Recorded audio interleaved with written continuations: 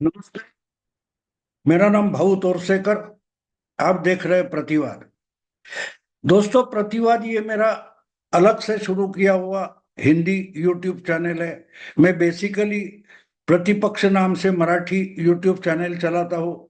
पहले मैं उसी पर मेरे हिंदी वीडियो डालता था, लेकिन जिनको सिर्फ हिंदी सुननी है उनके आग्रह के कारण मैंने प्रतिवाद ये अलग से हिंदी यूट्यूब चैनल बनाया है।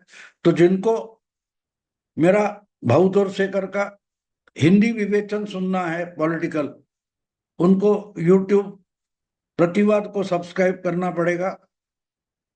फिर आज मैं आज के सब्जेक्ट की तरफ मुड़ता हूं। दोस्तों, आजकल महाराष्ट्र और झारखंड के चुनाव चल रहे हैं, और जब मैं बोल रहा हूं उसके सिर्फ 18 घंटे बाद महाराष्ट्र में और झारखंड में आखिरी चरण का वोटिंग शुरू होने वाला है। और ऐसे में जो पिछले 2-3 दिन से चर्चा चल रही है, वो चर्चा ये है कि क्या चुनाव के बाद फिर एक बार उद्धव ठाकरे पलटी मारेंगे। अब पलटी मारने का मतलब क्या होता है, ऐसा आरोप उद्धव ठाकरे पर क्यों होता है? क्योंकि 5 साल पहले जब विधानसभा का 2019 का महाराष्ट्र का चुनाव हो गया था, हरियाणा और महाराष्ट्र का चुनाव एक साथ हुआ था। हरियाणा में बीजेपी के पास बहुमत नहीं बचा, तो जननायक जनता पार्टी को साथ लेकर हरियाणा में बीजेपी ने 2-3 दिन में सरकार बना ली थी। मेजोरिटी नहीं थी, फिर भी जननायक पार्टी के जो अभय चौटाला या कोई थे, दुष्यंत चौटाला, उनको साथ लेकर बहुमत बनाकर बीजेपी ने फिर से सरकार बनाई थी। मनोहर कट्टर फिर से मुख्यमंत्री बन गए थे। लेकिन महाराष्ट्र में जबकि गठबंधन यानी शिवसेना भाजपा महायुति को बहुमत मिला था, फिर भी उद्धव ठाकरे अड़कर बैठ गए कि मुझे मुख्यमंत्री होना है, मेरी पार्टी को मुख्यमंत्री पद मिलना चाहिए। और ऐसे गड़बड़ी में वो युति तोड़कर निकल गए। चुनाव में बीजेपी के साथ होकर वोट मांगने वाले उद्धव ठाकरे, उन्होंने अचानक से पलटी मारी, और जिनको मतदाता ने नकारा था, ऐसे कांग्रेस और एनसीपी के साथ जाकर उद्धव ठाकरे ने सरकार बनाई, क्योंकि उनको मुख्यमंत्री बनना था। और मुख्यमंत्री बनते हुए मंत्रालय, सबसे बड़े बड़े मंत्रालय, अच्छे मंत्रालय, एक्चुअल जिसको सत्ता बोलते हैं, वो मंत्रालय एनसीपी को दे बैठे। तो इसलिए उद्धव ठाकरे किस वक्त पलटी मारेंगे वो शायद खुद उनको भी मालूम नहीं होता, क्योंकि चुनाव के प्रचार में वो बीजेपी के साथ रहे थे, और चुनाव के नतीजे आने के बाद जिनके खिलाफ लड़े उनके साथ भी सरकार बना सकते हैं। एक बात होती है ऐसी, कोई इतिहास ऐसा कहता है कि अगर विधानसभा त्रिशंकु हो जाए, अगर जो साथ में लड़े उनको भी बहुमत ना मिले, तो कुछ पार्टियां इकट्ठा आकर सरकार बनाती है। जम्मू कश्मीर में हमने 7-8 साल पहले देखा कि बीजेपी, नेशनल कॉन्फ्रेंस और पीडीपी, 3 पार्टियां लड़ी थी एक दूसरे के खिलाफ, लेकिन किसी को भी बहुमत नहीं मिला, विधानसभा त्रिशंकु बन गई। तो पीडीपी और बीजेपी साथ में आकर उन्होंने सरकार बनाई थी। तो एक दूसरे के खिलाफ लड़कर सरकार बनाना कोई बड़ी बात नहीं। महाराष्ट्र में भी 99 में कांग्रेस से निकलकर अलग पार्टी बनाने वाले शरद पवार, उनकी एनसीपी जो 3-4 महीने पहले सोनिया गांधी को विदेशी नागरिक बोलकर कांग्रेस से बाहर निकले थे शरद पवार, उन्होंने पार्टी बनाई थी।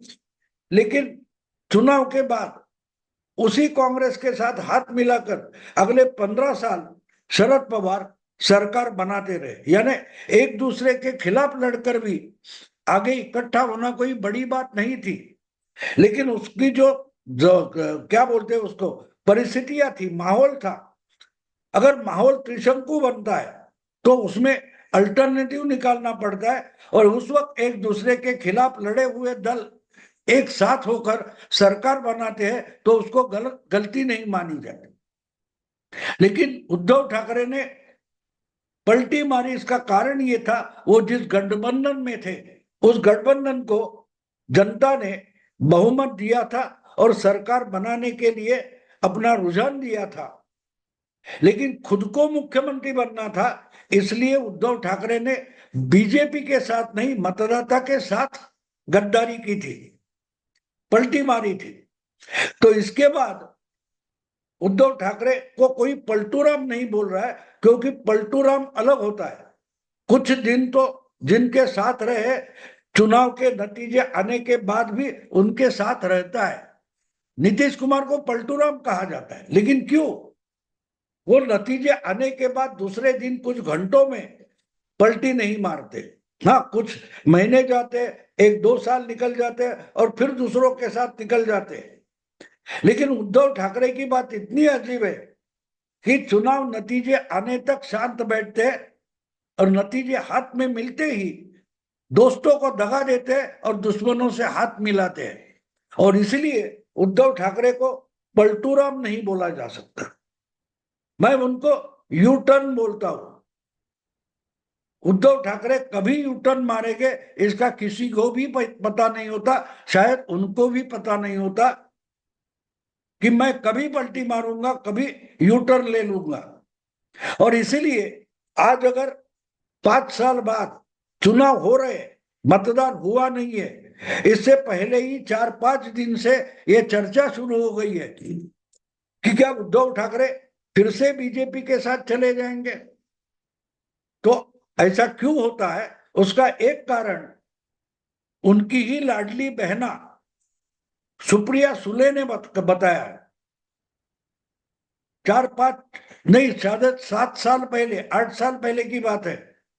उद्धव ठाकरे ये अपना जो लाडला भाई है उसके बारे में सुप्रिया सुले ने बताया था कि उद्धव ठाकरे के नाम में ही यू टर्न है, क्योंकि अंग्रेजी में जब उद्धव नाम लिखा जाता है तो उसका पहला शब्द होता है यू, अंग्रेजी यू। तो इनके नाम में ही अगर यू है तो उद्धव ठाकरे यू टर्न मारेंगे तो कोई बड़ी बात नहीं। अर्थात सुप्रिया सुले ने जब बोला था तब उद्धव ठाकरे देवेंद्र फडणवीस के साथ थे। महाराष्ट्र में बीजेपी और शिवसेना, अखंडित शिवसेना की एक गठबंधन सत्ता में था। तो गठबंधन में होते हुए और सत्ता चलाते हुए, सत्ता का लाभ उठाते हुए भी उद्धव ठाकरे और उनका मुखपत्र और उनके प्रवक्ता संजय राउत रोज के रोज बीजेपी को गाली गलौज करते थे। यानी सत्ता का फायदा उठाना और उसी सत्ता के खिलाफ गालियां देते रहना, ये जो बात है उसको ही यू टर्न बोलते हैं। ये सत्ता में भी रहेंगे और सत्ता को गाली भी देंगे, सत्ता में रहेंगे लेकिन सत्ता की जिम्मेदारी नहीं उठाएंगे। तो इसलिए सुप्रिया सुले बोल रही थी। उसका और एक कारण था, 4.5 साल या 5 साल करीब देवेंद्र फडणवीस के सरकार में अखंडित शिवसेना थी, लेकिन उद्धव ठाकरे हो, उनका मुखपत्र सामना हो या उनके अलग अलग मंत्री हो, वो हमेशा बोलते थे हम किसी भी समय देवेंद्र फडणवीस की सरकार से हटकर निकल जाएंगे और सरकार, फडणवीस सरकार गिर सकती है। एक बार तो एक मंत्री ने, उद्धव ठाकरे के एक मंत्री ने बताया था पत्रकारों को कि हमारे जेब में ही इस्तीफा रखा है। लेकिन 5 साल सत्ता में रहते हुए उद्धव ठाकरे के किसी भी मिनिस्टर में जेब में रखा हुआ अपना इस्तीफा बाहर नहीं निकला और आराम से देवेंद्र फडणवीस ने 5 साल की जो मुद्दत थी वो पूरी की। 5 साल देवेंद्र फडणवीस मुख्यमंत्री बने रहे, लेकिन उद्धव के मंत्री का कोई भी इस्तीफा जेब से बाहर नहीं निकला। बारिश हुई तो बारिश में इस्तीफा भीग गया, लेकिन बाहर नहीं निकला। इसीलिए गालियां देते लेकिन सत्ता में भी रहते। और इसीलिए सुप्रिया सुले जो उद्धव की लाडली बहना है, उन्होंने कहा था कि उद्धव के नाम में ही यू टर्न है, और ये हम बार बार देखते हैं। आपको मालूम होगा कि अभी अभी जब लोकसभा चुनाव खत्म हो गया, वहां से लेकर आज तक चुनाव शुरू होने तक उद्धव ठाकरे और उनके संजय राउत बार बार बोलते रहे कि महाविकास आघाड़ी को अगर जीतना है तो मुख्यमंत्री पद का नाम और चेहरा मतदाता को बताना जरूरी है। अगर महाविकास आघाड़ी जीत जाती है, बहुमत लाती है, तो उद्धव ठाकरे ही मुख्यमंत्री बनेंगे, उद्धव ठाकरे को ही मुख्यमंत्री बनाना पड़ेगा। लेकिन कांग्रेस और शरद पवार गुट के एनसीपी ने साफ इनकार कर दिया। फिर भी ये बार बार बोलते रहे, और आज भी उनके जो अपोजिशन लीडर है महाराष्ट्र विधान परिषद में, अंबादास दानवे, उन्होंने 2 महीने पहले कहा था, अरे एक दिन के लिए तो उद्धव ठाकरे को फिर से मुख्यमंत्री बनाना पड़ेगा या बनाओ। यानी इतने अगतिक और इतने लाचार हो गए मुख्यमंत्री होने के लिए। तो ऐसा इंसान कभी भी पलटी मार सकता है, यू टर्न मार सकता है। यानी कि उद्धव ठाकरे का नाम और चरित्र यू टर्न का एक प्रतीक बन गया, सिंबल बन गया। उद्धव ठाकरे कभी भी किसी भी बात पर पलटी मार सकते हैं। अब देखिए, ये आजकल जो बाला साहब की घोषणा थी या शुरुआत थी, हिंदू हृदय सम्राट, ये भी नहीं बोलते। मुसलमानों के साथ इतने हो गए कि हिंदुओं को गाली देना सिर्फ बचा है। तो इतना यू टर्न अगर पॉलिसी लेवल पर या पार्टी के चरित्र के लिए उद्धव ठाकरे ले सकते हैं, तो वो सत्ता के लिए कुछ भी कर सकते हैं। क्या मालूम कल उठकर उद्धव ठाकरे बीजेपी को सबक सिखाने के लिए उनकी जो बची कुची पार्टी है, यूबीटी शिवसेना, उबाठा शिवसेना, उसको लेकर कांग्रेस में विलीन भी हो सकते हैं, मर्ज हो सकते हैं। और शरद पवार ने बोला भी था, शरद पवार ने अप्रैल 2024 में लोकसभा चुनाव चल रहा था, उस वक्त एक इंटरव्यू में बताया था कि आहिस्ते आहिस्ते करके जो प्रादेशिक क्षेत्रीय पार्टियां हैं उनको कांग्रेस में मर्ज होना पड़ेगा, विलीन होना पड़ेगा। तो उद्धव ठाकरे कांग्रेस में भी अपनी पार्टी मर्ज कर सकते हैं, क्योंकि आजकल उद्धव ठाकरे की राजनीति एक निकष पर चलती है, एक आधार पर चलती है कि भाई मैं जो कर रहा हूं उसकी बीजेपी को वेदना होती है या नहीं, बीजेपी को दुखता है कि नहीं, जो बोलूंगा जो करूंगा उससे बीजेपी वालों को दुखना चाहिए, वो हर्ट होने चाहिए, और उनको हर्ट करने के लिए उद्धव ठाकरे कुछ भी कर सकते हैं।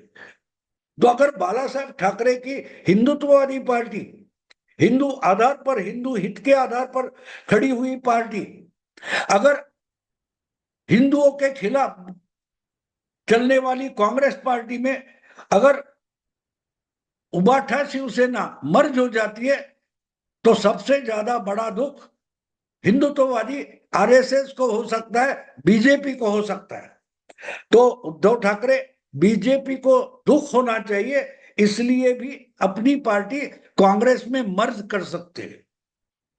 और शायद इस विधानसभा चुनाव के बाद अगर उनकी अच्छी खासी सीटें नहीं आई तो उद्धव ठाकरे एक कर सकते हैं, 2 बातें, उनको मुख्यमंत्री भी बनना है और बीजेपी को दुखाना भी है। तो अगर उनकी पार्टी की अच्छी सीटें नहीं आई तो खुद उद्धव ठाकरे अपनी पार्टी कांग्रेस में विलीन करके कांग्रेस के भी मुख्यमंत्री बन सकते हैं, और बाद में बोलेंगे देखो मैंने बोला था मुख्यमंत्री बनकर दिखाऊंगा, बन गया। भले शिवसेना का ना हो, शिवसेना बची ना हो, शिवसेना उबाठा खत्म हो गई हो, लेकिन उद्धव ठाकरे तो मुख्यमंत्री बन गए ना। तो बाजी किसने मारी? बाजी उद्धव ठाकरे ने मारी। मैं मुख्यमंत्री बन के दिखाऊंगा ये बोला था तो मैं मुख्यमंत्री बन गया। हाँ, ये बात अलग है कि मैं किस पार्टी का मुख्यमंत्री बन गया। देखो, गठबंधन का कोई मुख्यमंत्री बनता है तो गठबंधन में अलग अलग पार्टियां होती है। पिछली बार भी उद्धव ठाकरे मुख्यमंत्री बने तो उनको कांग्रेस का सपोर्ट था। केजरीवाल भी कांग्रेस के सपोर्ट से पहली बार मुख्यमंत्री बने, लेकिन आज भी उनकी पार्टी उन्होंने अलग रखी है।